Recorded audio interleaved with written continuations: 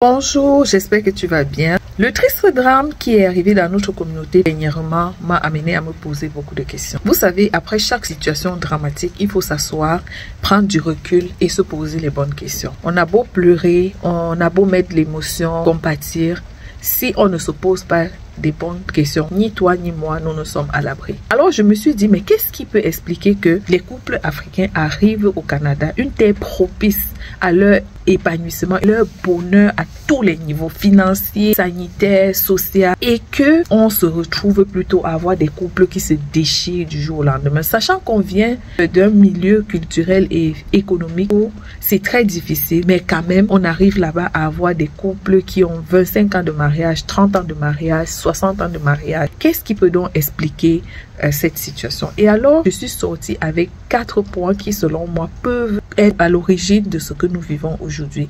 Ma vidéo sera longue, mais s'il te plaît, écoute jusqu'à la fin. Le premier point pour moi étant l'ignorance. Mon expérience de ce que j'ai observé, j'ai remarqué que beaucoup d'hommes et de femmes prennent des décisions importantes dans leur vie en fonction de ce qu'ils ont entendu dire. Beaucoup de personnes. Par exemple, un homme ou une femme a appris qu'au Canada, les femmes ont le pouvoir. Elle arrive ici, elle commence à se comporter avec son mari d'une certaine façon, sous prétexte qu'elle a entendu dire que les femmes ont le pouvoir. Un homme a entendu que ce sont les femmes qui ont le pouvoir et il commence à se comporter d'une certaine façon avec sa femme. Il devient autoritaire, il commence à vouloir imposer son autorité à tout bout de champ, croyant se protéger parce qu'il a entendu dire. Nous avons du mal à aller vérifier l'information, à aller nous-mêmes chercher l'information et trouver celle qui est bonne et qui convient à notre situation. Le deuxième point que j'ai pu énumérer, c'est le point financier, l'argent.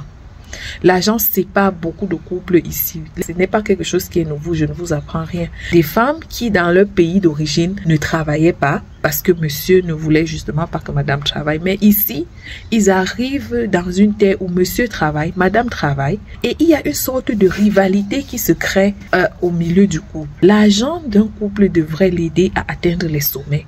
Peut-être madame touche plus que monsieur et ça commence à attiser la jalousie chez monsieur. Ou madame alors arrive et dit, avant je n'avais pas de l'argent, aujourd'hui j'ai mon argent, tu ne peux plus rien me dire. Et ça crée du désordre. Le troisième point, c'est la compagnie. Mon mari appelle souvent ça la troisième personne dans le couple. Dans un couple, on devrait avoir 2 personnes, monsieur et madame. Mais dans la plupart des couples, on a une troisième personne qui sème le trouble. Les mauvais conseils venant des proches, soit de madame, soit de monsieur, la mauvaise compagnie. Une femme qui avant respectait son mari ou un homme qui avant traitait sa femme avec délicatesse arrive au Canada parce qu'il a entendu dire certaines choses, parce que ses amis font d'une certaine façon. Il copie très mal pour venir coller ça chez lui, même si ça ne s'adapte pas à sa situation familiale. La compagnie, la mauvaise compagnie. La 4e chose que j'ai pu détecter, c'est le manque de communication.